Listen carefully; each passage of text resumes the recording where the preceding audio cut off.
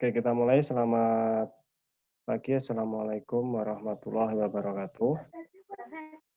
Waalaikumsalam warahmatullahi wabarakatuh, Pak. Oke, kita masuk ke jaringan Telnet ya. Sebelumnya udah absen di Siakat tadi ya? Udah, Pak.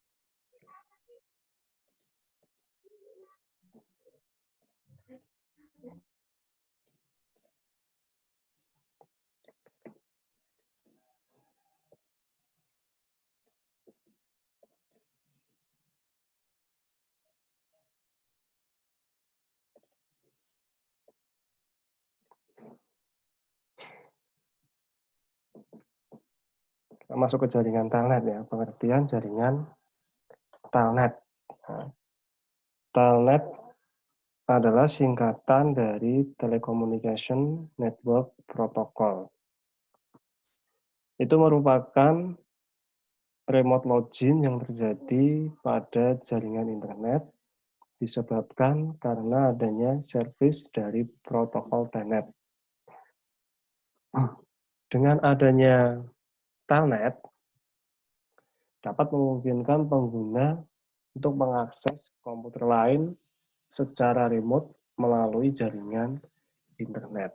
Nah, jadi Telnet ini adalah panjangan dari Telecommunication Network Protocol, ya, merupakan remote login.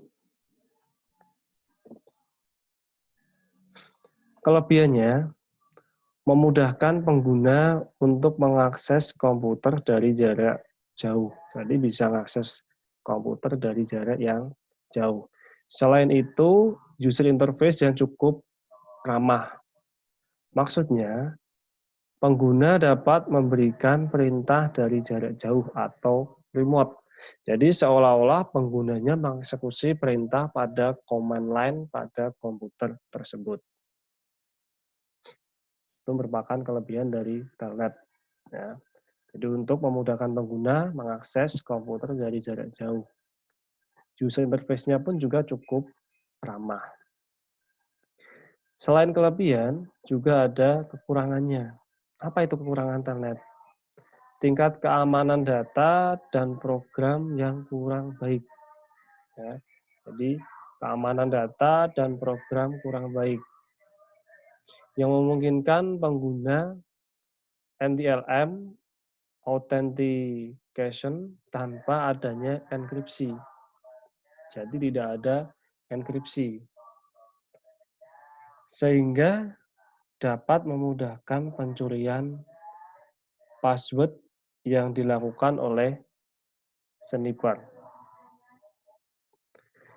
Jika kita administrator sistem, maka disarankan untuk menggunakan SSH pada Linux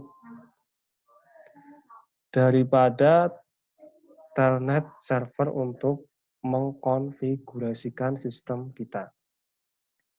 Jadi tingkat keamanan data di Telnet di sini kurang terjamin karena belum adanya enkripsi, sehingga memudahkan dalam pencurian password yang dilakukan oleh sniper.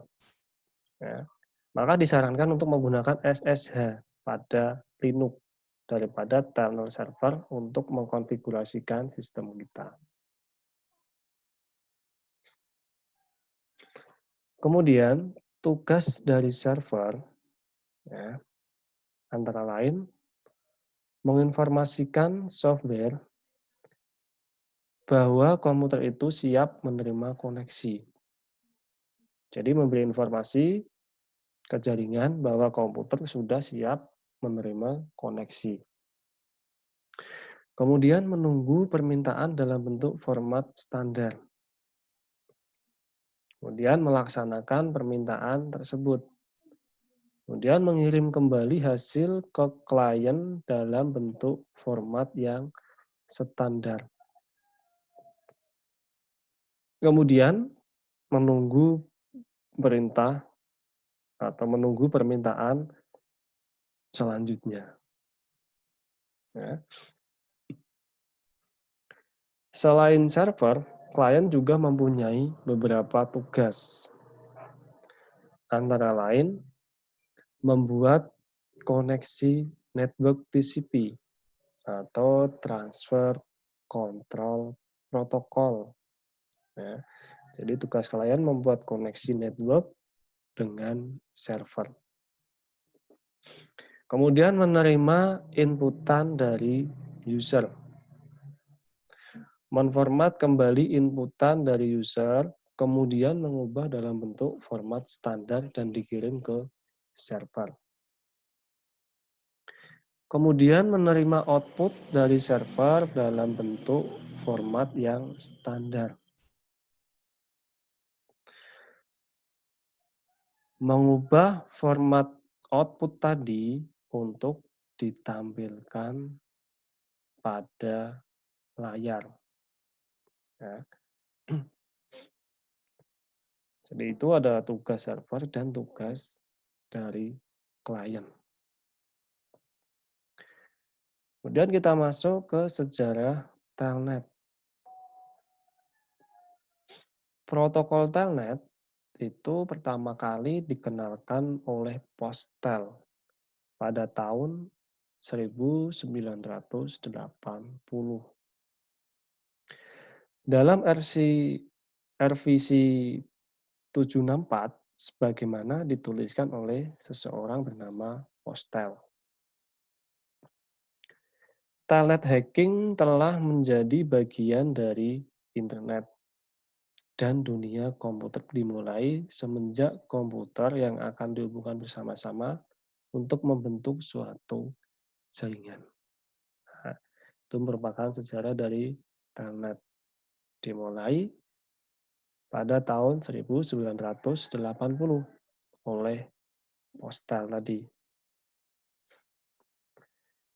Sedangkan bentuk dan motivasi yang mungkin berbeda-beda dari waktu ke waktu adalah kenyataan bahwa hacking telah terjadi dan akan terus terjadi selama orang memilih untuk menghubungkan komputer mereka ke jaringan yang lain yang dapat mengakses komputer. Nah, jadi hacking itu sudah ada dari zaman dulu. Sampai sekarang pun juga masih ada. Sampai besok pun juga akan tetap ada. Nah, sama juga di kehidupan kita adalah pencurian. Dari dulu juga udah ada pencurian. Sekarang pun juga masih ada pencurian. Sampai besok pun juga tetap ada pencurian. Itu hukum alam. Kemudian, fungsi dari telecommunication network atau telnet. Fungsi utama dari telnet adalah mengakses komputer atau host server dari jarak jauh atau remote login. Nah, telnet adalah program yang memungkinkan komputer kita menjadi terminal dari komputer lain di internet. Nah, telnet memungkinkan kita untuk masuk atau login sebagai pemakai komputer jarak jauh dan menjalankan program komputer layanan yang ada di komputer tersebut. Ya, jadi fungsi utama dari telnet adalah untuk akses jarak jauh atau remote login. Ya, di mana program yang memungkinkan komputer kita menjadi terminal dari komputer yang lain di jaringan internet. Itu adalah fungsi utama dari telnet. Kemudian ada beberapa syarat pengguna telnet. Komputer yang akan remote dan akan di-remote harus sudah terkoneksi atau sudah saling terhubung. Ya, terhubung dalam artian kabel LAN atau wireless. Yang penting memungkinkan komputer untuk saling bertukar data. Kemudian komputer harus punya fasilitas atau fitur wireless atau LAN. Nah, mempunyai telnet server. Kemudian terhubung pada port 23 atau SSH 23. Nah, itu adalah syarat pengguna telnet. Ya. Kemudian, tujuan dari protokol telnet adalah agar dapat berfungsi secara umum, dua arah, dan fasilitas komunikasi yang berorientasi 8 bit. Sedangkan tujuan utamanya adalah untuk mengakses metode standar dari perangkat terminal antar muka dan pengolahan berorientasi terminal yang satu dengan yang lainnya. Itu merupakan tujuan dari telnet. Kemudian, visinya adalah protokol tersebut dapat juga digunakan sebagai komunikasi antar terminal atau linking, dan komunikasi antar proses ya, atau komputasi terdistribusi. Kemudian, cara untuk menggunakan telnet, ya, ini ada beberapa langkahnya. Ya. Jadi kita belum bisa coba karena kita masih posisinya kayak gini ya. Jadi buka RAN, kemudian ketik mstsc, masukkan IP yang kita remote, masukkan username dan password, klik start, run, cmd, ya. Kemudian ketikkan telnet pada cmd, enter, ya, ketikkan O, IP address tujuan, enter, kemudian ketikkan N, masukkan username dan password target. Nah, itu cara menggunakan telnet.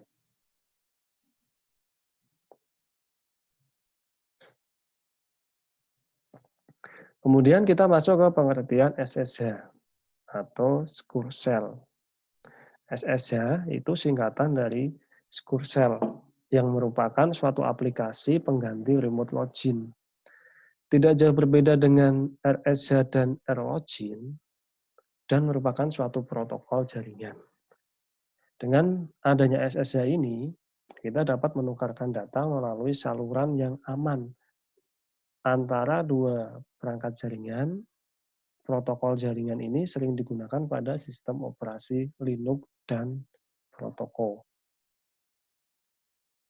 Itu pengertian dari SSH. Fungsinya ya, bisa untuk menggantikan telnet, RLogin, FTP, ya, RSH. Salah satu fungsi utamanya apa sih? Ya, salah satu fungsi utamanya adalah untuk menjamin keamanan dalam melakukan transmisi data pada suatu jaringan. Melakukan enkripsi terhadap data yang akan dikirim. Protokol untuk pertukaran data dalam suatu jaringan.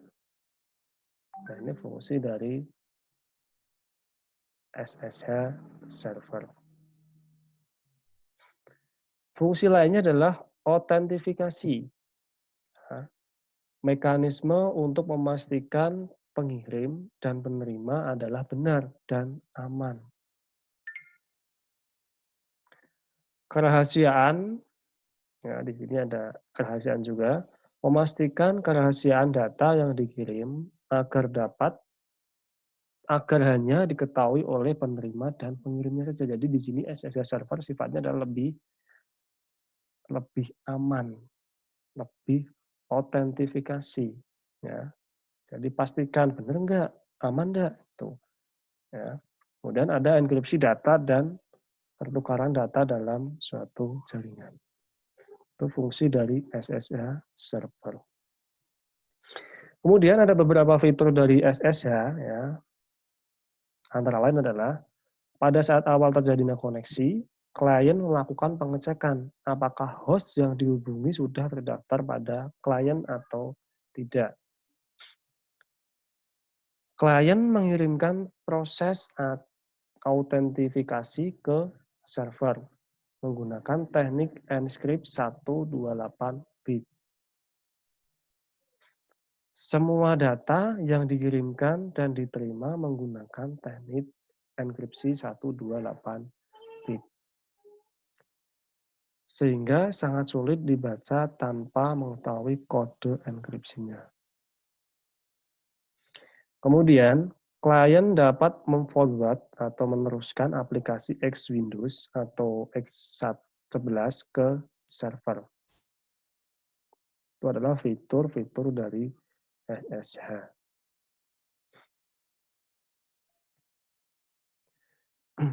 Kemudian, cara kerja dari SSH antara lain adalah klien bin pada local port nomor besar dan melakukan koneksi ke port 22 pada server. Klien dan server setuju untuk menggunakan sesi SSH tertentu. Hal ini penting karena SSH volume 1 dan volume 2 tidak kompatibel. Klien meminta public key dan host key milik server. Nah, itu adalah cara kerja dari SSH server. Kemudian, cara kerjanya lagi, klien dan server menyetujui algoritma dan enkripsi yang akan dipakai, misalnya triple dash atau IDA. Nah, jadi klien dan server menyetujui algoritma enkripsi yang akan digunakan.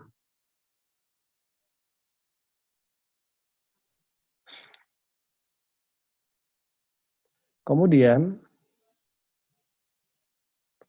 klien membentuk suatu session key yang didapat dari klien dan mengenkripsikannya menggunakan public key milik server.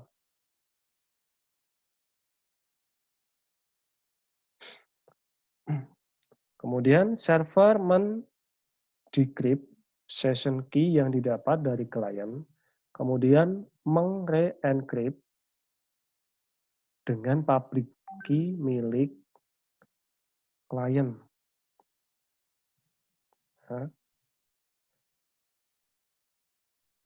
Kemudian mengirimkannya kembali ke klien untuk verifikasi. Ya. Kemudian pemakai mengotentifikasi dirinya ke server di dalam aliran data terenkripsi dalam session key tersebut. Sampai di sini, koneksi telah terbentuk dan klien dapat selanjutnya bekerja secara interaktif pada server atau mentransfer file ke atau dari server. Nah, itu tadi adalah telnet dan SSH server. Nah, kalau Anda tanya nanti, Pak, kita nanti prakteknya gimana? Nah, insya Allah kita akan praktek nanti kalau kondisi sudah memungkinkan. Ya. Karena kalau kita praktek di rumah sendiri, yang jelas kita cuma mempunyai satu laptop. Kalian pun juga pasti punya satu laptop di rumah. Ya. Jadi untuk mencobanya, ya, kita nanti bisa coba bareng-bareng saat situasi dan kondisi ini sudah memungkinkan. Ya.